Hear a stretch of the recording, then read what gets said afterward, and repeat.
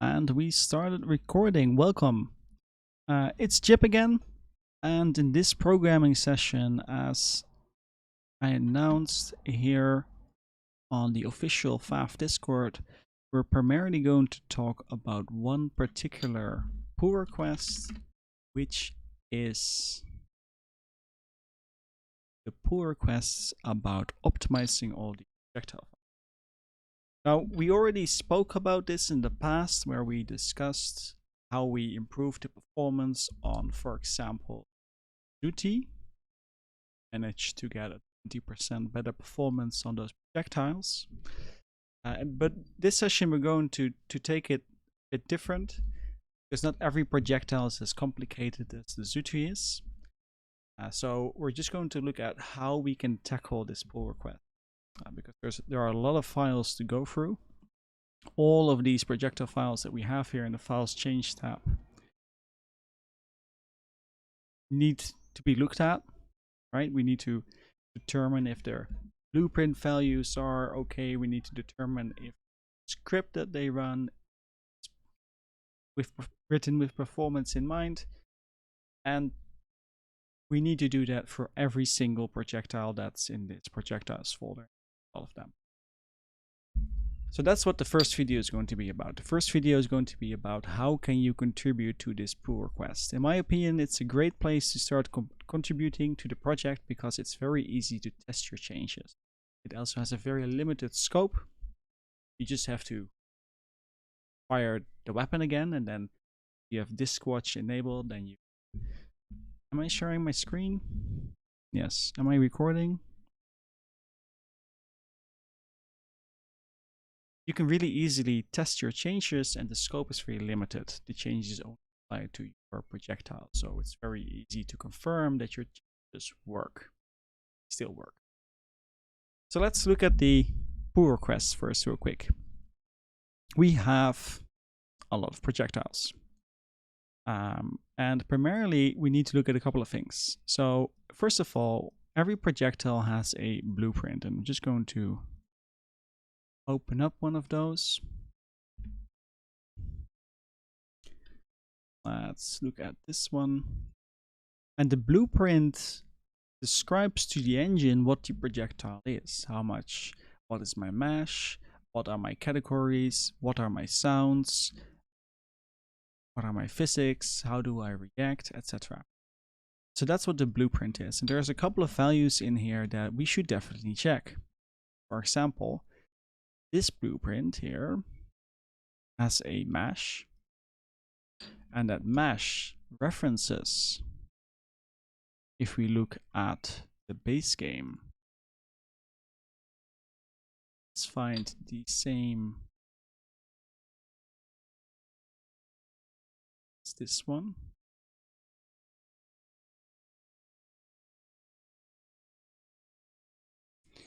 Let's see, did I make a mistake?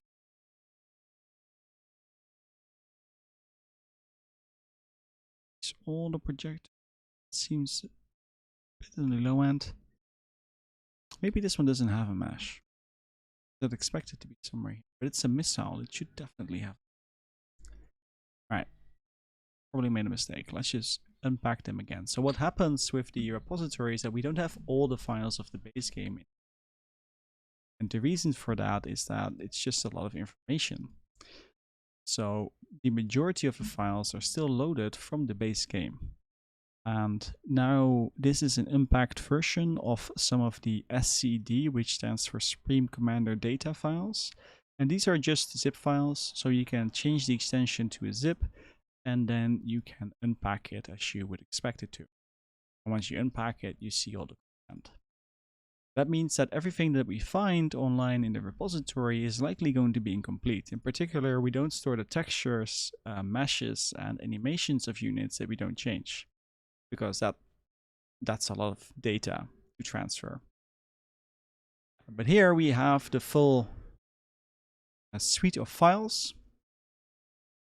So that means that in this particular case, the information like an albedo and the mesh, etc., are not set because they default to whatever the name of the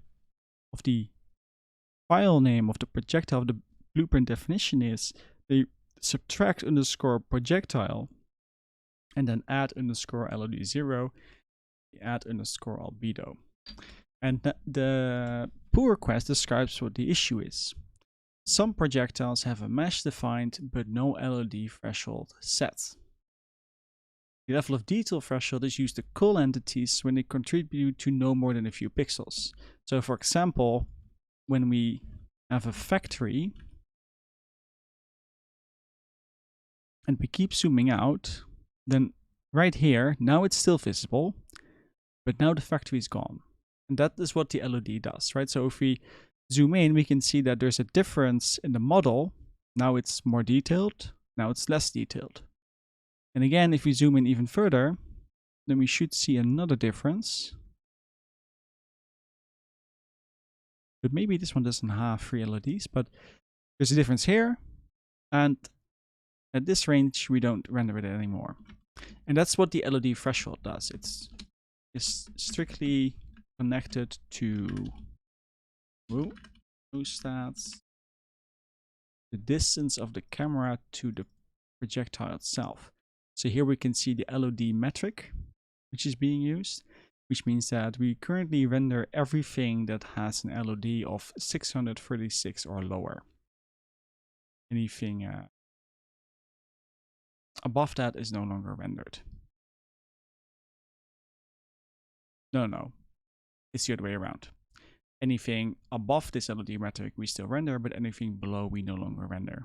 Right? So the factory has about an LOD metric of 400, 480, roughly like that. And the commander, which is a lot more difficult to see because the strategic icon is right on top of it, that one is impossible to see, which is what we want, right? We don't want the game to be experienced as stuttery or that objects suddenly disappear from the screen. But anyway, back to the pull request. So we have these LOD settings, and if it's not set, then that means that the mesh in question is always rendered. So if we would spawn in a mobile missile launcher, then I'm just gonna take a wild guess and say that the Zealot missile here is the one of this unit. You can see the rocket, and you can still see the rocket at this distance. It's very difficult to see. Let me see if I can remove the strategic icon that we have. Should be somewhere in here. Icon size 0, uniform scale 1. Let's go. Let's make a new one. Okay, so this is not a projectile. That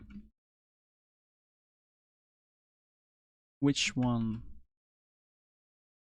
Rename. Which unit uses this projectile? UAA 0301. It's an anti-air projectile. Okay, that's interesting. So we just adjusted that. So now if you make a scout plane, of scout planes, there we go. So that's the projectiles, right? And apparently we have an error.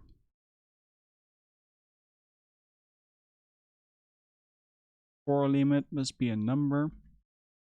Ooh, I think this is actually happening in the default branch right now too. Anyway, but the point is that these projectiles have no LOD set, which means that they always render. You see that? They always render right now. And that's a bit of an issue because that means that there's resources used on a projectile that contributes to almost no pixels when we're so zoomed out, but it does cause a FPS sink, right? We still have to render it even though it doesn't contribute to anything. And that is what the LOD setting is for. It allows you to say, well, if we are at this distance, then no longer render it because the contribution to the final picture is very minimal. Now, and that is what this part of the pull request is all about. check if there's a mesh, and then check if the LOD threshold is set or not. And then we have the second part, and that's that a lot of these projectiles have scripts attached to them. And sometimes these scripts are very small, very easy. I should actually just check out on the bench real quick. Oops. All the relevant git reset. There we go. So a lot of these have scripts attached to them, and as an example, this script here is very simple. We take all the properties of the previous class, so there's not much that we can change here, but there are also scripts like, for example, the Zooty, but also this depth charge script here that's used by the Tech2A and torpedo bomber that does a lot of logic, a lot of table allocations, and a lot of fork threading, right? So a lot of threads being made, and that seems a bit excessive for a unit like this. But primarily, what the issue is that projectiles are the definition of garbage.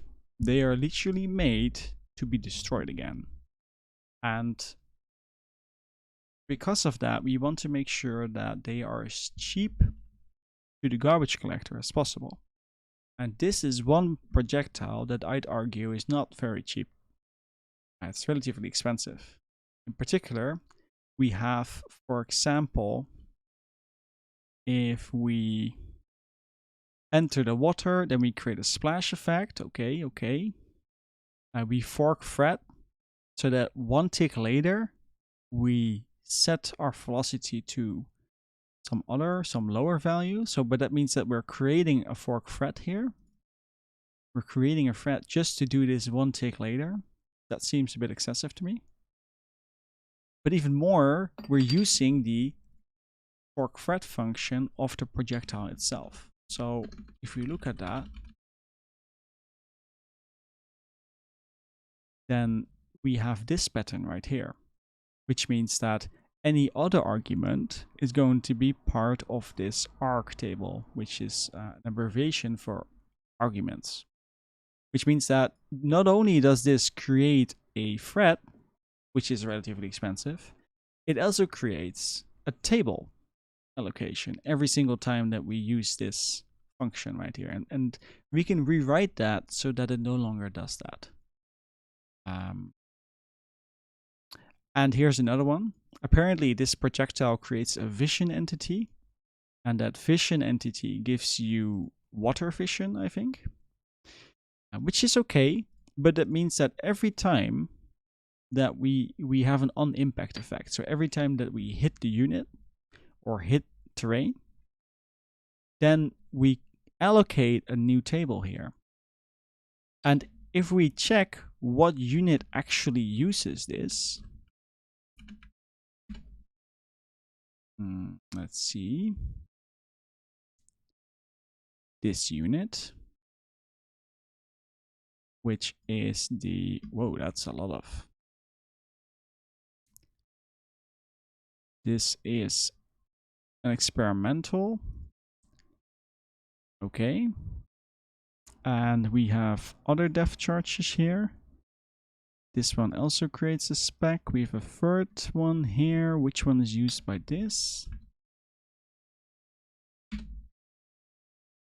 That's a more normal unit. This is, I think, the Tech2 torpedo bomber of the Aeon. Yeah, Tech2 Aeon mobile air bomber. Let's see in game what unit this is. UA0 torpedo bomber, exactly. Which means that if we bomb something, which we can't do on this map because there's no water, but I happen to know that it fires 3 projectiles instead of 1, as you would expect. Which means that all the logic that we just saw for this depth charge projectile, where we create the threads or where we create this table, is done not once, but 3 times every single time this torpedo bomber makes a run. And usually there's not one torpedo bomber, but there's going to be like 100 of them, which means that we don't have 3 tables being created here that are of a reasonable significant size. We have 300 of these tables created. And then the question starts to, then we've got to ask ourselves, can we rewrite this in some fashion so that we can prevent this table allocation? And that's what the script is, that's what this pull request is all about. Prevent table allocations, reuse tables as much as possible, upvalue engine functions, replace logic with mathematics when possible. This is, I don't think this is going to happen, but if you manage to look at some of the UEF slice beams videos, then we replaced some logic with mathematics that made it a lot more faster. And remove logic if it has no real use. Like for example, we look at this depth charge projectile right here, then I'd argue that we could just do this instead of creating a fork thread to wait 1 tick and then do it. So that's the optimization part and the blueprint part.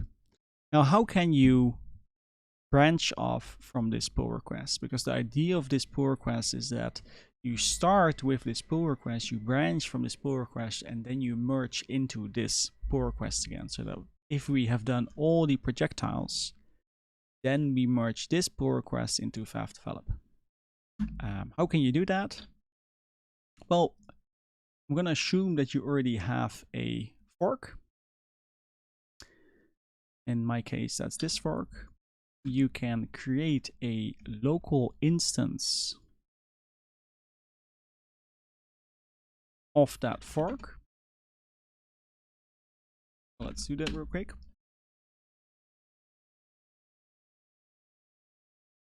This is gonna take a few seconds. And then once we have that local instance, we're going to set the remote.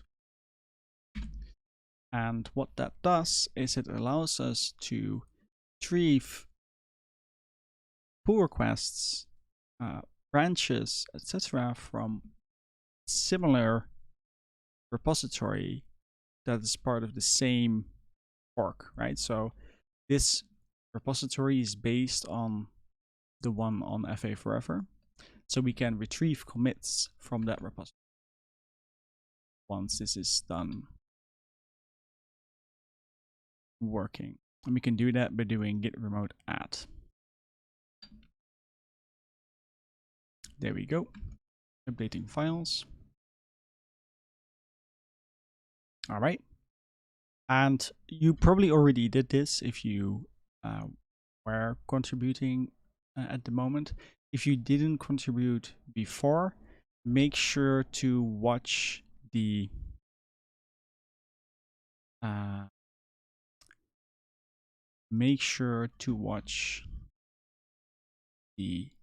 instructions right here.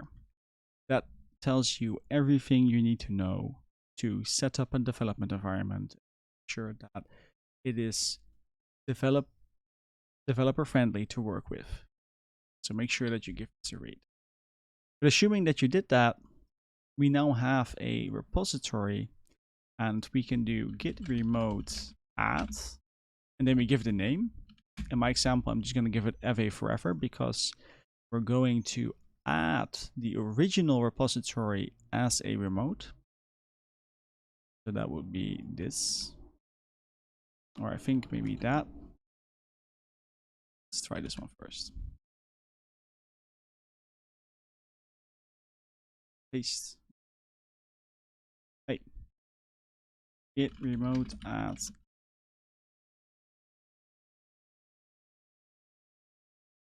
That one, please. All right, so now we added. If you go to git remote, you can see we now have 2 remotes. One is the origin. That is going to be your fork, right? This fork right here. And we have FA Forever, which is the repository itself. And now what we want to do is we want to pull in this pull request right here. So where is it? There it is. And we can find the name here. So we're going to do git fetch FA forever. And let's type that in. We got a bunch of tags, which is all the releases. And you can see here that we got all kinds of branches. And one of these branches should be the, where are you? Add remaining projectiles. There it is. So now we can say git checkout FA forever add remaining projectiles. Whoops. There needs to be a slash here.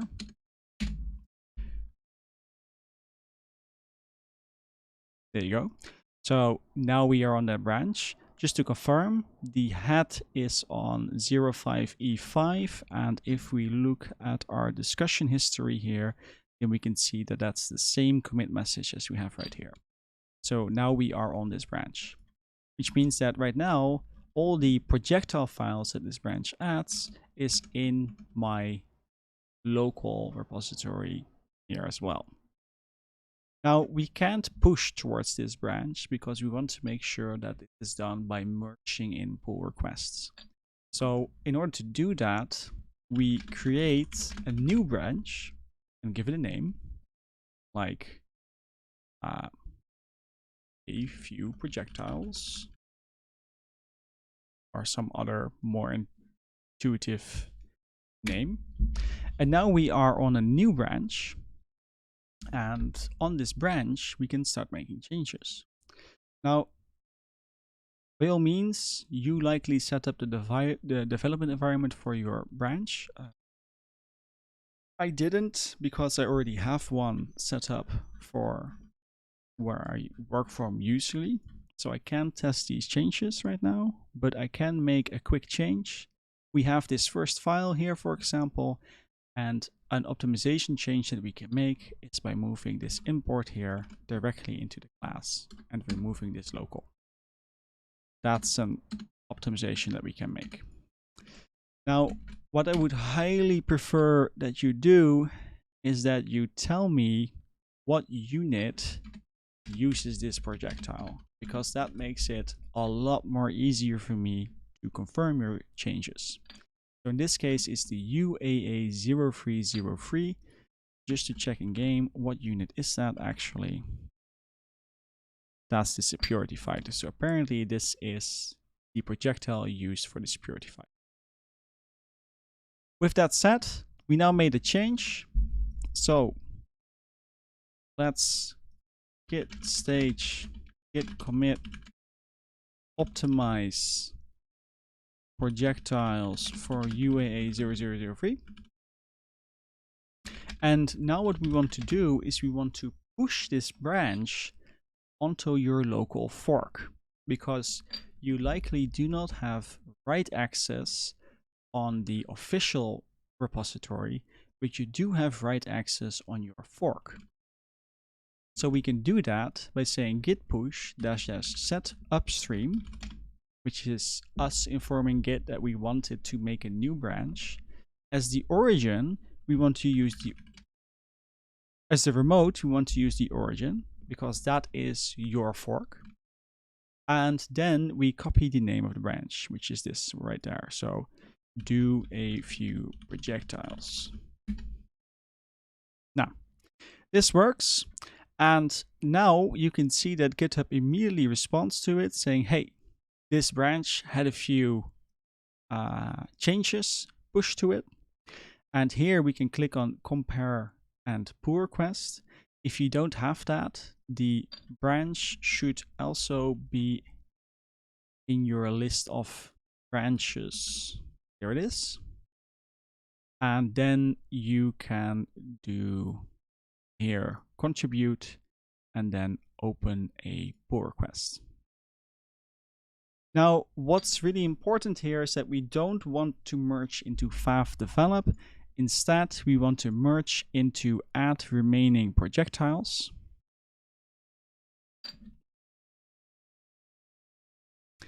And I'm going to use one of these.